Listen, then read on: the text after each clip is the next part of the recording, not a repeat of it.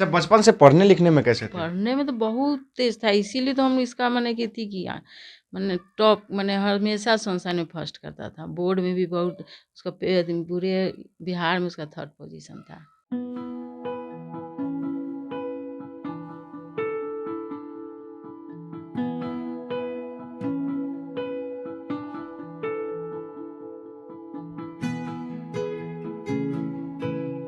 तैयारी कहाँ से की तो मैं खुद से तैयारी करता था और भाई के साथ नोएडा में रह के पढ़ा हूँ और ऑप्शनल का बस मैंने कोचिंग किया था। सेल्फ स्टडी करके। पूरा सेल्फ स्टडी से ही निकलेगा हुँ। और और किसी चीज़ से नहीं निकल सकता है। अ देखिए डाउन फेज़ तो आता था, लेकिन तैयारी के लिए मोटिवेशन घर से भाई, दोस्त ये लोग देते रहते थे। इंड इसके बाद भी अगर आप सिविल सर्विस का तैयारी करते हैं, तो सबसे पहला बात है कि आदमी आप अच्छा बनिएगा। भले ही हो ना हो, ब्यूरोक्रेट बनिए ना बनिए, लेकिन आप आदमी बहुत अच्छे बनिएगा। आप नमस्कार, मुज़फ़्फ़रपुर वाह देख रहे हैं। मेरा नाम है आदित्य। लहरों से डरकर नौका पार नहीं होती और कोशिश करने वालों की कभी हार नहीं होती। ये पंक्ति तो आपने सुना ही होगा।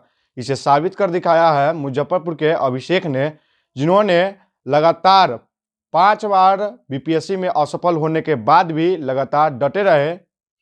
बचपन से ठान लिया था कि सिविल सर्विसेज की तैयारी करनी है, उसे नौकरी करनी है और उसे पाने के लिए लगातार प्रयास करता रहा और छठी बार में अब बीपीएससी में परचम लहराया है, जिसमें पंचायती राज पदाधिकारी बने हैं। हमारे साथ बातचीत करने के लिए अभिषेक है। सबसे पहले तो बहुत बहुत बधाई। धन्यवाद। अच्छा, कहाँ से आपकी प्राइमरी प्राइमरी पढ़ाई लिखाई हुई है? मेन अगर आप पूछेंगे कि तैयारी कहाँ से की, तो मैं खुद से तैयारी करता था और भाई के साथ नोएडा में रह के पढ़ा हूँ और ऑप्शनल का बस मैंने कोचिंग किया था। सेल्फ स्टडी करके। पूरा सेल्फ स्टडी से ही निकलेगा हम्म। और और किसी चीज़ से नहीं निकल सकता है। अच्छा, प्रारंभिक पढ़ाई लिखाई कहाँ से की है? शुरू मैंने सनशाइन प्रेप हाई स्कूल, जो शेरपुर चौक पे है। मुजफ्फरपुर में ही। जी, मुज़फ्फरपुर में। और उस 12th तक, और उसके बाद मैंने 2 साल आईआईटी की तैयारी भी की थी कोटा में। और उसके बाद जब नहीं हुआ तो इंजीनियरिंग कॉलेज में एडमिशन लिया और उसके बाद मैं कॉलेज से ही सिविल सर्विस की तैयारी करना चाहता था। इंजीनियरिंग फील्ड में थे। जी, इंजीनियरिंग फील्ड में था, लेकिन मुझे वहाँ पे जॉब नहीं करना था। प्लान बी के लिए मैंने इंजीनियरिंग किया था। अच्छा, प्लान बी था। जी। अच्छा, कैसे मोटिवेशन कहाँ से आया कि सिविल सर्विसेज की तैयारी करनी है, सिविल सर्विसेज में ही जाना है? मेरे पिताजी को देखता था कि वो अधिकारियों के पास थोड़ा जाते रहते थे, तो उनसे मैंने सीखा, देखा। और प्लस जब मेरा भाई मेरे से बड़ा था तो उसके कुछ दोस्त लोग थे, तो उनका रिजल्ट जब आता था तब मैंने उसी समय डिसाइड किया कि नहीं, मुझे भी तैयारी करनी चाहिए। अच्छा, एक बार लोग अगर असफल हो जाते हैं तो अपना पढ़ाई लिखाई छोड़ देते हैं, लेकिन आपने 5-5 बार असफल होने के बावजूद भी लगातार डटे रहे, लगातार जो है तैयारी करते रहे। कैसे मोटिवेशन मिलता था? देखिए डाउन फेज़ तो आता था, लेकिन तैयारी के लिए मोटिवेशन घर से भाई, दोस्त ये लोग देते रहते थे। तो उन्हीं के कारण मैं पार्ट टाइम को ट्यूशन भी पढ़ा लेता था और उसके बाद तैयारी भी कर लेता था। खुद पढ़ाते थे, फिर अपना पढ़ाई करते? जी।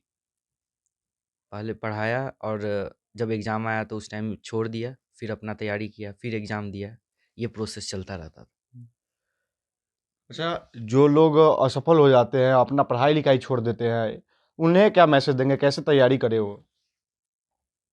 अगर जिनका अटेम्प्ट ख़त्म हो गया है या फिर ज़रूरी नहीं है कि सिविल सेवा ही एक एंड है। इसके बाद भी अगर आप सिविल सर्विस का तैयारी करते हैं, तो सबसे पहला बात है कि आदमी आप अच्छा बनिएगा। भले ही हो ना हो, ब्यूरोक्रेट बनिए ना बनिए, लेकिन आप आदमी बहुत अच्छे बनिएगा। आपको नॉलेज होगा और उसके बाद आप लाइवलीहुड के लिए कुछ भी कर सकते हैं, पढ़ा सकते हैं, कोचिंग खोल सकते हैं, कुछ भी कर सकते हैं। बिजनेस भी खोलिएगा तो आपके पास इतना जानकारी रहेगा कि वो फ्लॉप नहीं होगा बिजनेस। नॉलेज आपका बेस बहुत अच्छा हो जाएगा। जी। कंटिन्यू रखें पढ़ाई। कंटिन्यू रखें पढ़ाई और हिम्मत ना हारे। पेशेंस जो है बहुत ज़रूरी है, जो कि मुझे आज रियलाइज़ हुआ कि पेशेंस एकदम ज़रूरी है।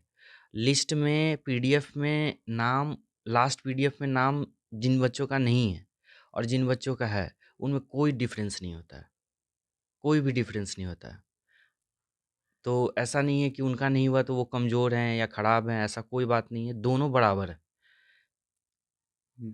कितना रैंक आया आपका? 623 कौन सा पोस्ट मिला? ब्लॉक पंचायती राज ऑफिसर। देखिए हमारे साथ उनकी माँ भी है। अब कितनी खुशी हो रही है, बेटा तो अधिकारी बन गया। मुझे बहुत खुशी हो रही, इतनी खुशी है कि हम आपको बता नहीं पाएंगे। जब बचपन से पढ़ने लिखने में कैसे थे? पढ़ने में तो बहुत तेज था, इसीलिए तो हम इसका मैंने की थी कि मैंने टॉप मैंने हमेशा संस्थान में फर्स्ट करता था, बोर्ड में भी बहुत उसका पूरे बिहार में उसका थर्ड पोजीशन था। जब पिता नहीं है तो कैसे आप संभालती थी? नहीं, मैंने संभाल लिया, उनका उद्देश्य था, उनका पूरा करना था, हमको कहिए करना है तो करना है। अच्छा, एक और चीज़, जब अब तो बेटा अधिकारी बन गया, अब तो शादी ब्याह करेंगे, तो दहेज को लेकर के तो दहेज अब बढ़ गया होगा। नहीं नहीं, हम दहेज के पूरा खिलाफ हैं, हम हम्म। दहेज नहीं ले सकते हैं। मतलब बिना दहेज वाली बहू चाहिए। हाँ, अच्छी रहे, समझदार रहे।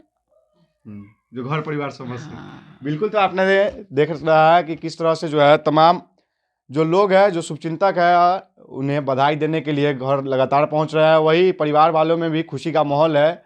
साफ साफ कहना है कि बचपन से ही ठान लिया था सिविल सर्विसेज की, और लगातार हम पढ़ाई करते रहे। 5 बार असफल होने के बावजूद भी परिवार वाले मोटिवेट करते रहे, जिसके बाद आज जो है बीपीएससी में परचम लहराया है। और पिता का जो है कहते हैं कि पिता का श्रेय इस पूरे सफलता का देते हैं। तो इसी तमाम खबरों के लिए देखते रहिए मुजफ्फरपुर।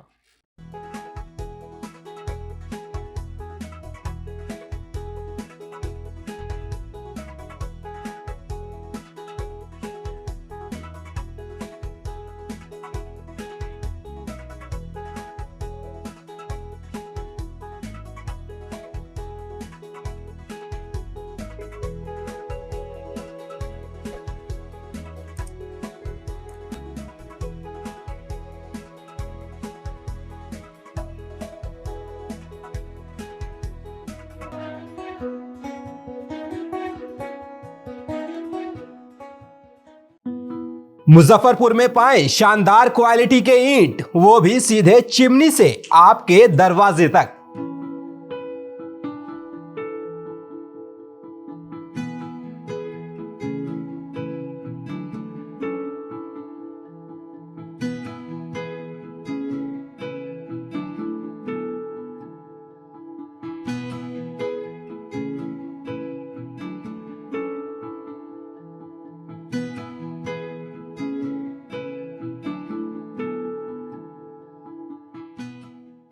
अपने सपनों की आशिया को दे एक नई पहचान माँ भवानी डेकोर प्राइवेट लिमिटेड के साथ, जो है ऑथराइज्ड डिस्ट्रीब्यूटर ऑफ कजारिया।